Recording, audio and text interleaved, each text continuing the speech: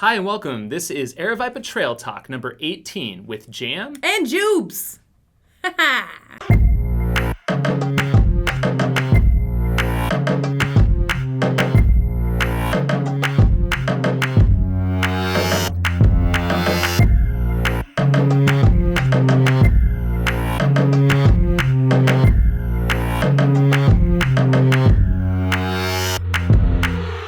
What's up, guys? We are back here in the studio, and we've got a few things we want to talk to you about this week. For sure. First off is the Coldwater Rumble recap. That event took place this past weekend at Estrella Mountain Regional Park. It is part of the Desert Runner Trail series, and I believe it's the fourth year we've had the 100-mile distance out there. Yeah, sister race to the Javelina 100, Sonoran Desert 200, and saw a lot of runners out there this weekend. We had just over 350 participants start the 6 various distances that we offered at Estrella. So it's like a smorgasbord of trail running. It was just something for everybody. Exactly. Yeah. Boom.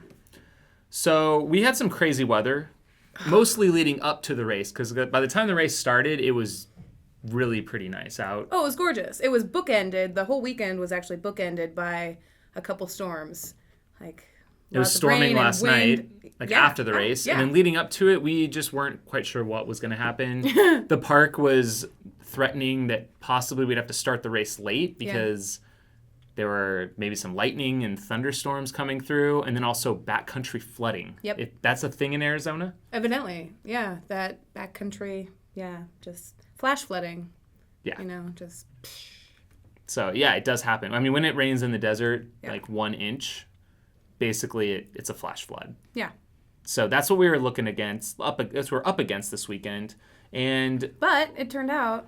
So tell us a little bit about what happened Friday night. So we had the race set up. I was off site for a little while, and I had just come back on site, and you were out there holding the fort down. I stayed the night. So this Estrella is a little bit of a hike for me, so I decided to go out there just to stay the night, to look over the camp, just make sure everything was okay, because we did expect high winds that night, constant 20 to 30 mile per hour winds with gusts up to 40 and above. I can handle the rain, but the wind is annoying because it wants to take everything. When you set up tents, you're basically setting up parachutes, and the wind just wants to take them. Just like it's a kite free-for-all. We should have had kites out there, but we had tents instead.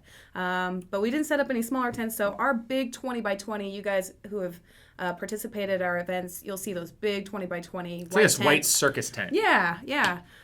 Pretty immovable for the most part, but with 40-mile-an-hour gusts, I was staying inside the tent. It was our registration tent, and it was 1:30, 2 o'clock in the morning, and all of a sudden, big gust of wind took the whole tent and moved it back about 2 feet. Water barrels were spilling over. The whole thing was lifting up.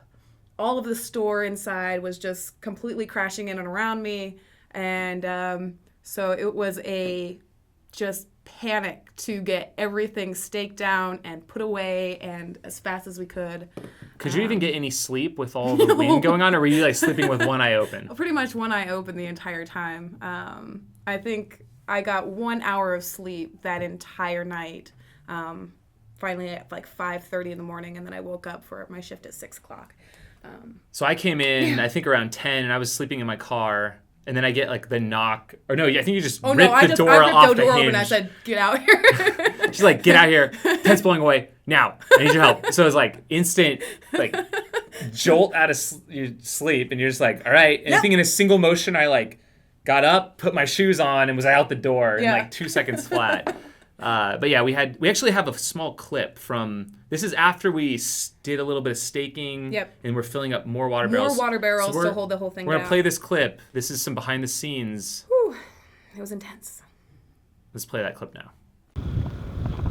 Scene of the crime. This is the tent in question.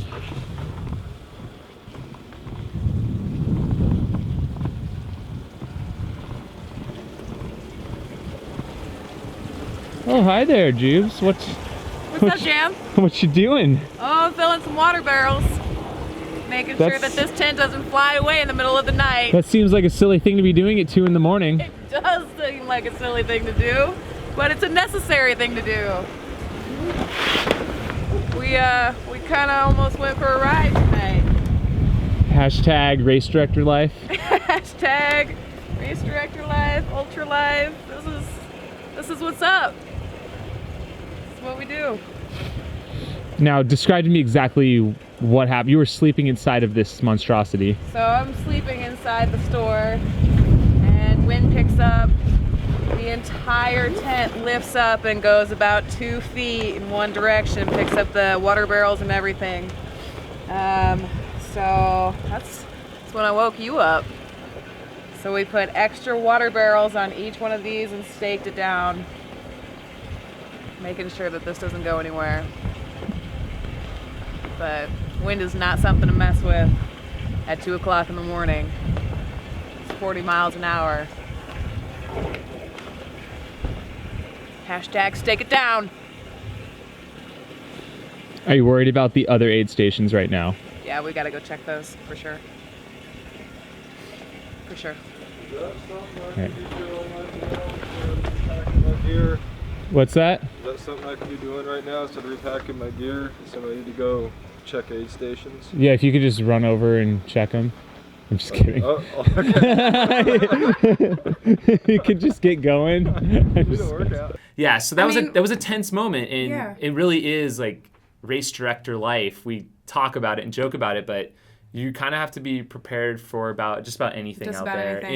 And it was late and we were all tired, but it was a bit of an adrenaline rush for me. It was really exciting. It was kind of an adventure. But... And you don't always know what is going to go wrong, quote unquote, but you just kind of have to be generally prepared to just react or act upon the fires that come up and put those fires out. So I enjoy it still. Yeah, it was a learning experience for me. That was definitely cool. So let's talk about the results a little bit. We want to definitely touch upon the 100-mile results. So our first place finisher was Andrew Glaze. He's from Redlands, California, and I know that I think this is his first time running this one. For this one, yes. Yeah. But he is going to be running, I know, UTMB later this year, and I forget what else he's doing coming up. Do you remember? I don't know, but he won in 1843. Just seemed to have a great day out there. He was leading the entire race, and he looked good almost every loop that I saw him during the day. He was looking strong. So, yeah, good runner. Second place was Kevin Hatfield. He's from Snowmass, Colorado. Probably used that altitude training to his advantage. But he finished in a hair over 20 hours, 20:02. And then brothers Harlan and Trent Peel. They're 2 years apart, and they finished together in 2011. They ran the whole race. They do that often. Yeah. They'll run Javelina 100. They'll run Coldwater every year together. Harlan actually 1 second just above Trent there. He did cross just 1 second. Once he got the chip time. He got that chip time. The left foot was in front of his right foot. Actually, we don't put our chips on our feet, but just he did little the chest. I made it. For the women, Tonya Keys, she is here locally in Mesa, and so interesting thing about her is she's not new to hundreds. She's done the Javelina 100 before, quite a few years back. But for the Coldwater, she did the 52K in 2015. She got third. Yep. Then the 52-mile last year, and she won. Yep. And then came back this year and got the 100-mile done, first place. And her finish time was 21:34. Yeah, just knocking them down. Solid. That was awesome. And she's doing Black Canyon 100K coming up, as well as Bryce 100. So best of luck to Tonya. And she also is one of the people that has an Aravaipa tattoo. Like a real legit tattoo, which is awesome. So if you guys have one out there, we want to know. Hashtag something, Aravaipa tat, and show it to us. Yeah, for sure. I know there's about 4, I think there's 4 of you running around out there currently that I know of. Who else did we have? For the women, we also had Sarah Slater. She's from Connecticut, and she ran 23:07. And then third place was Stacy Shaver-Matson from North Little Rock, Arkansas, and her time was 25:24. So congratulations to our top runners. We are going to hear now from let's do our 50K men's and women's winners. We're going to show their interviews right now within this program. Perfect. So we had Kareem. El Hayani, Yeah, El Hayani. He's from Madrid, Spain. And he's come here before. He's got some friends locally, but he's going to be hanging around the Phoenix area for a month or two, running Black Canyon. He's a super nice guy and great runner. Yep. Really fast. And he runs barefoot, but he'll race in sandals that his friend makes. So you'll find out more about that. And he doesn't speak much English, so he actually had a translator in the interview. So we'll listen to that one. And we'll also put on Cassie Smith's interview as well. She's from Canada. She's on the Canada Nike Trail team. Yep. Didn't know that existed until this weekend, but it does exist. They have a couple of athletes up there now. This is her first visit to Arizona, so she had never seen a cactus before, and she was really stoked to be in the desert. Yeah, so let's play those interviews right now. Right on. All right, Jamil Curry of Aravaipa Running here with Kareem El Hayani, and he won our Coldwater Rumble 52K today. And we have also Miguel Moreno here to help translate because Kareem is from Spain. That's correct. So, how did your run go today? ¿Cómo te fue la carrera hoy? Muy bien, hoy la quería correr simplemente para entrenar para Black Canyon y simplemente he venido a disfrutar y correr algo muy rápido para como entrenamiento, para encontrarme bien. He wanted to race this run today because he's training for Black Canyon, so he wanted to go after a race that was fast, something similar to the Black Canyon 60K or 100K. All right, and when did you arrive into the United States on this trip? ¿Cuándo viniste a los Estados Unidos esta vez? Hace una semana. A week ago. Okay, and then I see you wear sandals when you run. Can you tell us why you run in them, and do you always run in sandals? He mirado que estás corriendo en sandalias y ¿corres todo el tiempo en sandalias? Entreno descalzo y corro con sandalias porque en carreras es difícil correr descalzo porque vamos a un ritmo muy rápido, pero me gusta correr con los pies al aire libre. De hecho he tenido apoyos de las mejores marcas del mundo y dije que no. Yeah, he likes to train barefoot, but on race day he wears his sandals. Other running companies, running shoes, have asked to sponsor him, but he doesn't want any sponsorships. He likes to train barefoot, and then race day he wears his sandals because it's faster, so it's hard to race barefoot. Now, are your sandals made by a company, or do you make them yourself? Where do you get them? ¿Tú haces los sandalias o los compras con alguien o dónde los consigues? Estas sandalias me las hace un amigo. My friend makes them for me. Cool. ¿Y cómo se llama tu amigo? José. José. ¿Y dónde es José? ¿Dónde es José? España. His name is Jose, and he lives in Spain. Okay. Yeah. And then, how long are you going to be in Arizona? Obviously through Black Canyon or beyond. And what are your other race plans for the year? Ahorita estás entrenando, obviamente, por Black Canyon 100K. ¿Y cuáles son tus planes ya después de la carrera? Este año me gustaría correr alguna carrera en Estados Unidos, pero de momento no sé. Estoy mirando carreras para correr después carreras más en Estados Unidos. He corrido todas las carreras importantes en España y es todo lo mismo. Quiero cosas nuevas, carreras nuevas. Me gustaría correr carreras con mucho nivel aquí en Estados Unidos. He's not sure right now what he wants to race in the United States. He's raced plenty of races in Spain. He just wants a different type of race setting, so that he's not sure what he's going to do in the United States as of yet. Okay. Thank you very much, and congratulations. Thank you. Jamil Curry of Aravaipa Running here. I am with Cassie Smith, and she just won our Coldwater Rumble 52K. Congratulations. Thank you. How did it go? You're from Canada, and it's your first time to Arizona, I understand. Yes. So how'd the race go out there? You know, it was a really fun course. I felt like it was very different from anything I've run in Canada. I've run a couple of races in the States, but this is actually my first time in kind of a desert type climate. So it was a good challenge, and you know, even though it wasn't too hilly, I think just some of the open plains out there in the wind, that was, I feel like, a bit more of the surprising challenge for me. The storm threw all of us for a bit of a loop. Yeah. We almost lost our tent this morning. Oh no, really? Yeah, we were out checking on things last night. Yeah. But yeah, what brought you out to the race, or how'd you hear about it? I have a couple friends that have run ultras actually put on by you guys before, and so they've just recommended the events. My friend and my coach was also running today as well, and he's run some of your events, and we thought this would be a good excuse to come run and also see some cool places in Arizona. Nice. So are you running on snow where you live up in Canada right now, or do you guys? Yeah, snow is preferable. We've had a little bit of black ice, so Okay. it keeps you nimble. But yeah, maybe I had a bit of advantage because I guess this is a bit cooler than normal for you guys. So coming from Canada, this is warm for me. Yeah, definitely. I mean, this race has been, I think, in the upper 70s before. So Yeah. even though that's kind of nice for us, I'm sure it's brutal for you. Yeah, definitely not used to the heat. In the summer, it gets pretty warm, but yeah, this is perfect running temperature actually. So. Yeah. Now, what was your favorite part of the trail out there? Did you have anything in particular?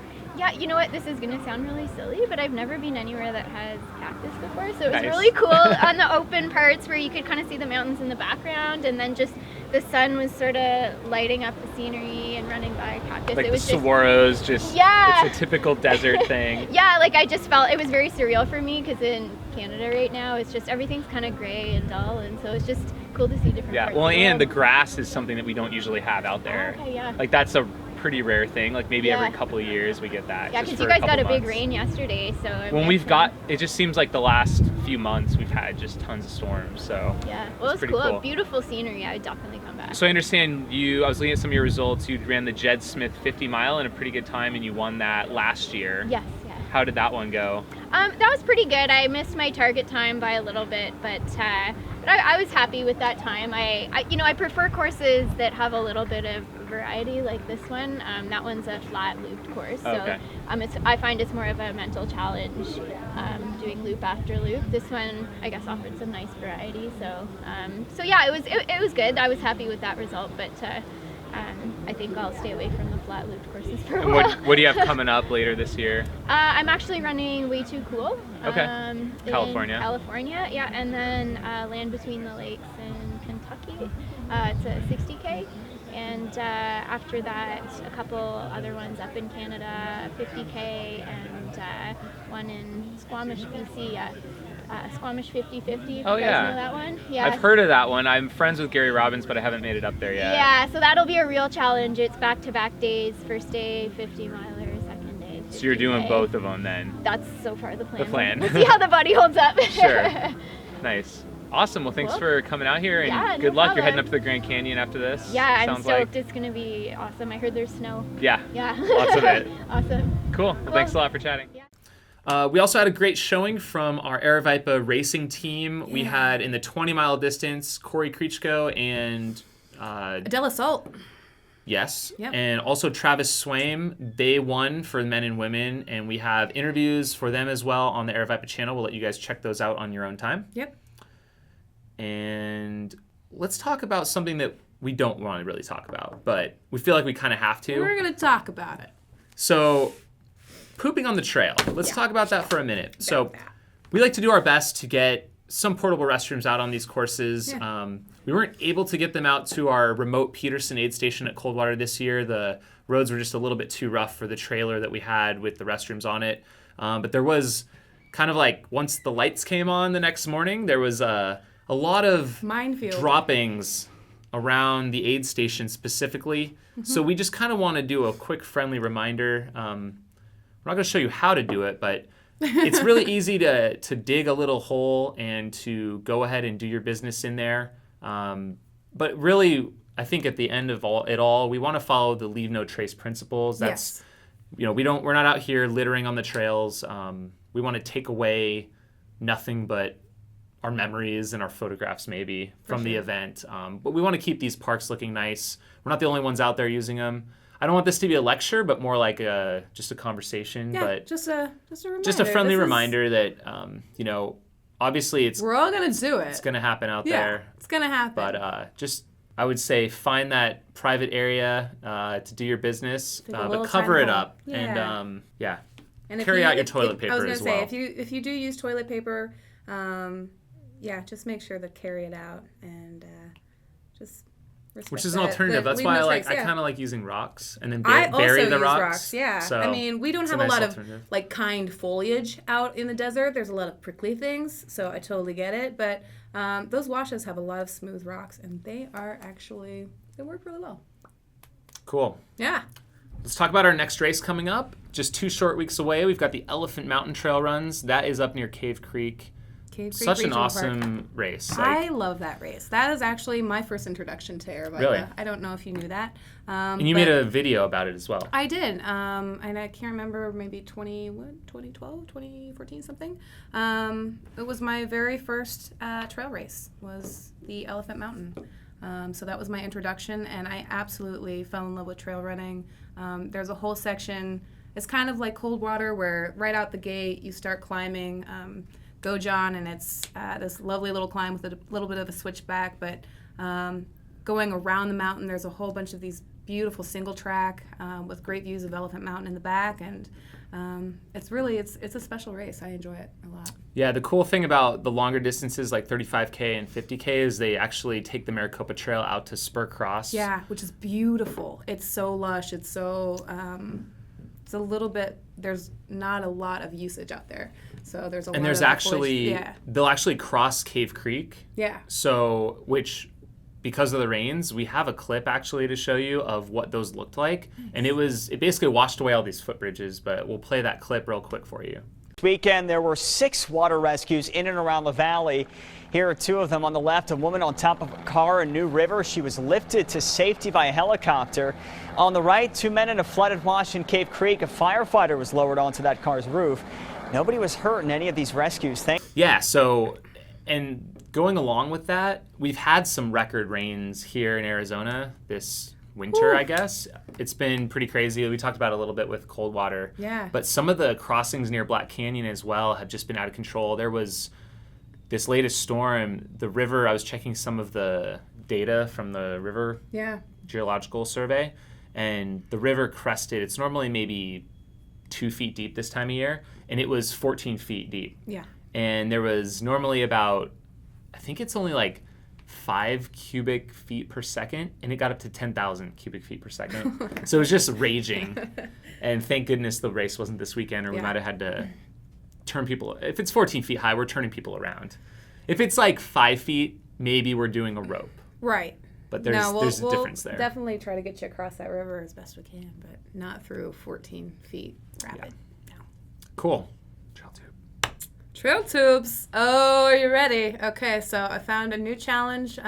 This one is, so for those of you who are going to watch on YouTube, we'll go ahead and play what we're going to watch, but this is called the No Laugh Challenge. Jams. I'm already laughing. I know. So the challenge is that I'm going to play a little compilation that was put together by our own Michael Carson to try to get Jam and I to laugh. It has some things to do with trail. I haven't seen it yet. Jams hasn't seen it yet. So we're going to watch this together and basically don't laugh. I'm already laughing. That's the objective. Don't laugh.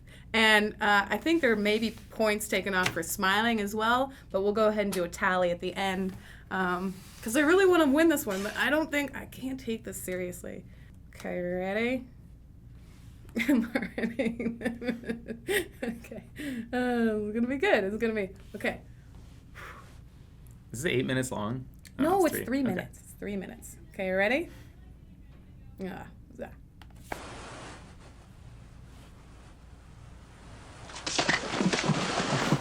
Ready.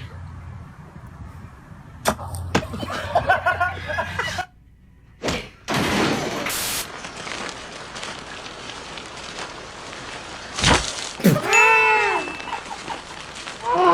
on, animals.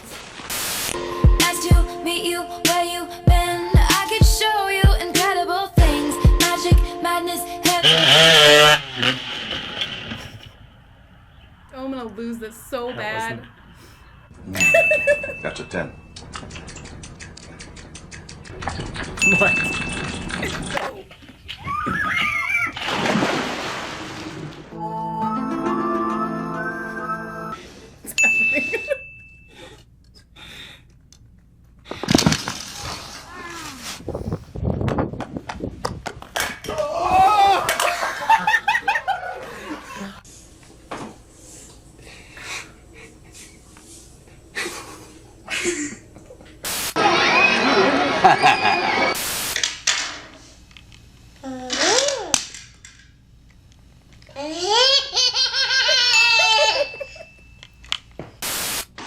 Terrible.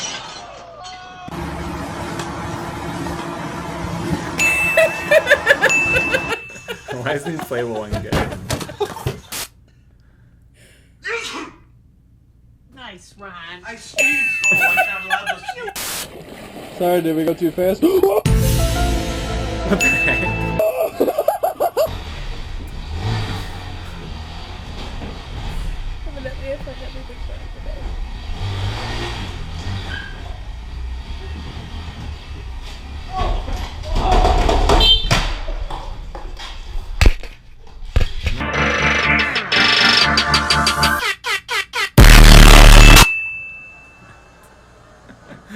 How do we get out there? We go over this way? A few minutes later, the bear was spotted behind this home in Moreland Hills. This recreation identifies how witnesses say the bear escaped into the woods.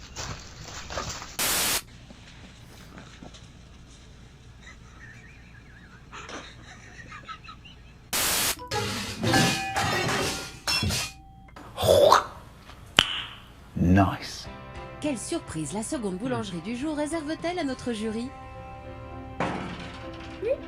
La réponse...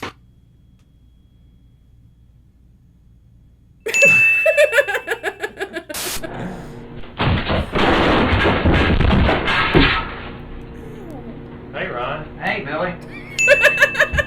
That hurt.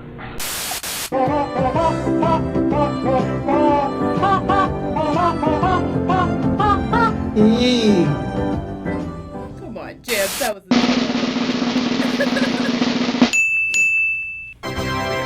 I think you totally won. I mean, that means I'm like more boring or something. no, you just have a little bit more control, and I was think great. everything's funny all the time. I mean, the animal ones, you gotta give it. Come on, bit of cat in a glass. There was a couple good ones. Okay. If you guys want to try this challenge, we will go ahead and put this little video compilation up on YouTube, and I dare you not to laugh. That's all I got. All right, we've got some questions. First off, we've got some live viewers again on Instagram. We've got Hi, live viewers. 8 of you. Thank you for tuning in. Feel free to ask your questions. Just type them in below. We are going to answer some from the comments on our YouTube from episode 17 first off. So, John Marashek asks, by the way, thank you to John. He was our photographer and finish line guru at Coldwater this last weekend. Thanks, man. 2 questions. Did you encounter those monkeys during the Hong Kong 100K? And if you did you throw some of your cliff blocks at them? Yes, I encountered the monkeys, and they will be seen in my race recap video, which hopefully I'll make in the next couple days. Did they steal things from you? They didn't touch me, thank No. God. And I didn't have cliff blocks to give them, or bananas. But you were told not to give You're told not to bring bananas, or bring anything for them, really. pretty much. Yeah. I didn't know where I didn't know where they were going to be. I thought I was going to miss them because I slept. Oh. But all of a sudden, like, I was just crossing this bridge over this road, and then there's a monkey right there. And then going up the next climb, there was hundreds of monkeys. They're like swinging from the trees. You can hear them in the dark, and then they're chasing each other around. What kind of monkeys are they? Do you know? Ones that hiss at you. Oh, okay. I don't Hissing. know. I don't know. I don't know. They weren't like gorillas or anything. Oh, well. They were, I don't know, they were like this big, The wee ones. and they're just crouching like on the roadsides, I think waiting for you to drop some scraps. Wasn't one of your New Year's resolutions to get more sleep? Yes. And I have been since the race, because that was a bit of a wake-up call, so to speak. This is from Soul588. When you talk about nutrition, that was my question in your previous video. I'd have to imagine you vegans would struggle in this city, talking about Hong Kong. Yep. Pity. And don't discount the jet lag. I've done many Hong Kong to JFK flights over the years. Jet lag is brutal. I don't know. I didn't struggle too bad, but also I've been doing it for like 6 or 7 years now, so I usually can find something to eat almost anywhere. You just gotta kind of know where to look. I ate a lot of fruit and pizza without cheese and rice and vegetables for the most part. Mm-hmm. So, and even during the race, it wasn't too much of a problem. There's always fruit and rice to eat. So, jet lag, I think that might have knocked me out. But again, I don't want to give excuses like that. With regards to paved trails, Soul588 continues, I think it's a good thing. In summer in 90-degree heat and 90% humidity, you see entire families in their jeans hiking in the trails. It's amazing. I agree. That's I think really it's cool. great. Yeah. Let's see. Okay. Have you ever thought about joining up with Mike Arnstein and Team USA and doing the Spartathlon or the Arctic 6633 Ultra? I maybe have had a little bit of an inkling to do Spartathlon, but I still have other bigger trail races I want to do. So, for instance, Barkley and Diagonal de Fou that I'd want to do personally. I have not thought about doing an Arctic race. How about you? Arctic race? Yeah. I'm You not got to pull a sled. Well, that could be interesting. I mean, do I get a dog to pull my sled? No. It's human powered. It's Well, there is human powered. I did a rod. There is a dog division. But there's Yeah. also just a human division. I think that's what they're talking about. Yeah. Let's see if there were any other ones. Question for next week. Patrick Forsyth. Javelina 100 versus Coldwater 100. Which race would be a better choice for a relative newbie at the 100-mile distance? Loving the new show format. Jubes is a great addition. Hey. What would you have to say about that? Between Javelina and Coldwater, which is a better distance for relative newbie? Well, speaking as a newbie to the ultra scene myself, I mean, if I was going to choose one, I'd choose Javelina, I think. One, because of the atmosphere, and Coldwater is a lot of climbing. But, I mean, we had a lot of newbies to the 100-mile do Coldwater this last weekend, and they did amazing performances out there. So Well, it's a smaller race, It so is that could be a benefit for some Yeah. people if they want less people around, and also it's a cooler time of year, so there's Yeah, no the way, temperature is a big it will factor. be over 90 degrees For sure. at Coldwater ever. Not Yeah. possible. Yeah. I guess if global warming continues, but Yeah. but pretty much not possible. And that's what you saw. You saw like beautiful, like it was like what 50 something in the day. Oh, it's gorgeous. Yeah. And then maybe it was a low little bit 40s cooler, at night. and yeah. So really not bad, and just pretty nice. But it was, I mean, Coldwater is a rugged trail a little bit, more so than I think Pemberton. So. Yeah, so actually John Armstrong did comment on here as well. He basically kind of confirms, like, JJ is a flatter and less technical, Yeah. but the heat will get to you. Coldwater is a tough course with each loop, about 2,000 feet of climb, and January in Phoenix can have some shitty weather. We narrowly missed it this weekend, but correct me if I'm wrong, but JJ is a huge dropout rate. Well, yeah, it's 50-50. So we had about 51 starters and 27 finishers at Coldwater, so it was like just the rate is about the same. it was maybe really. slightly higher than Javelina, Yeah. but pretty close. So, well, thank you guys for your questions on the comments, and feel free to for sure. comment on this video as well. We'd love to answer them. And if we have any questions from you guys tuning in, I know we have 13 of you on here right now. Looks like we might have a few. I'm going to scroll back through here. Feel free to... Is this for Coldwater Rumble? Yes, Da Jules. This is Coldwater Rumble. Greetings from Costa Rica. How's it going? What's up? Jen Laughlin gives us a couple like... What's up, Jen? Hey. Scoop your poop, says Brett Dubois.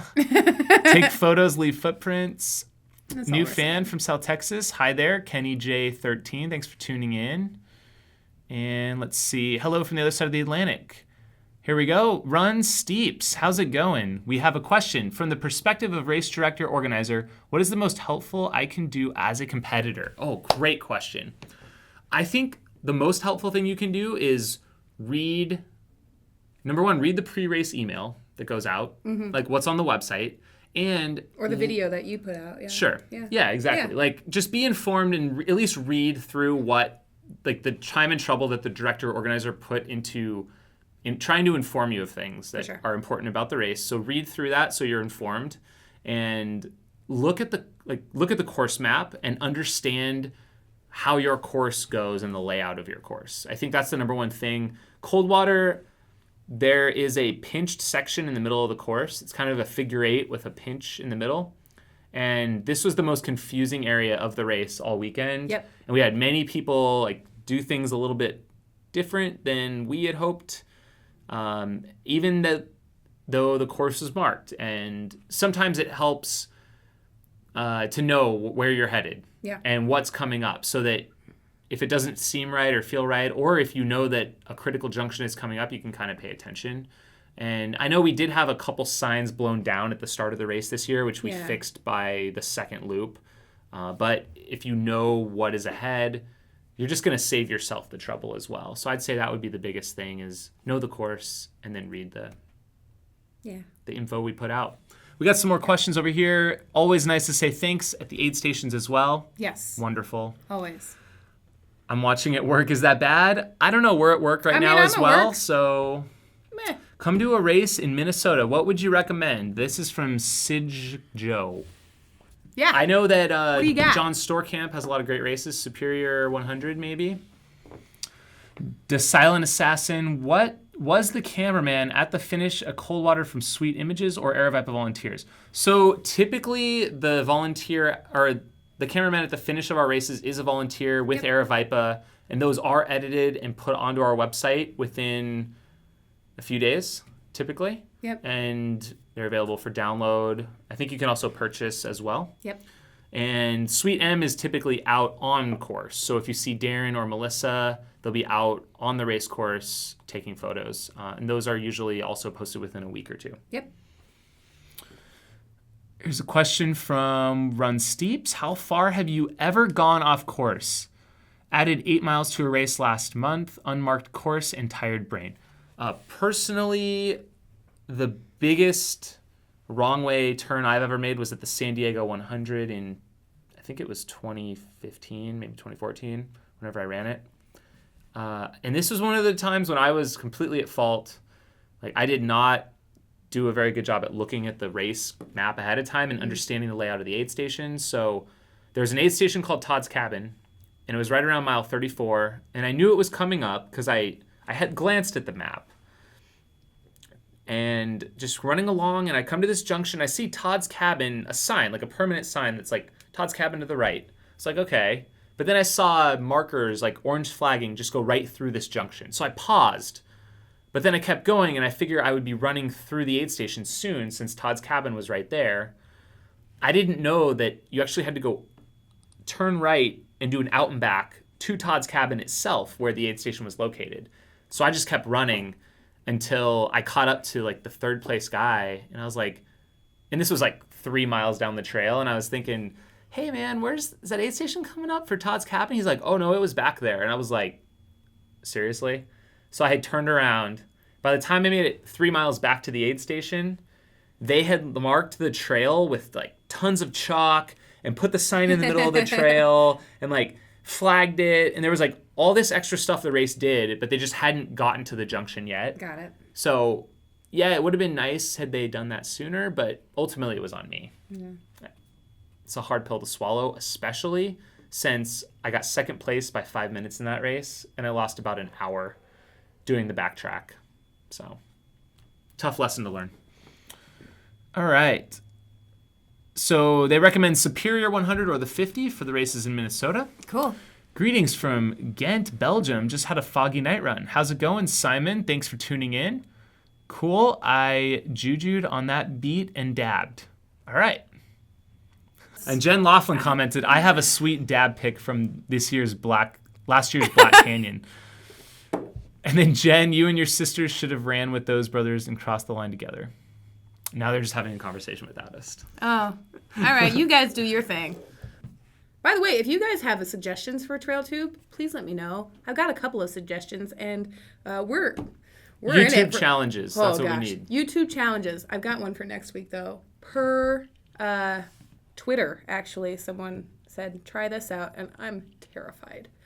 It's gonna be now a they're treat. Apologizing for their side conversation, but that's fine. You can feel free to do it. You guys, yeah, you're totally fine. Okay, so I think we're gonna wrap up the show this week. Thank you guys for tuning in, and do comment below if you have other questions that we didn't get to. If you were not able to tune into the live show because we do it at 2 p.m, which we know everyone's at work. Maybe we are just dodging questions, but post them below, and we will get to them next week's show. I promise.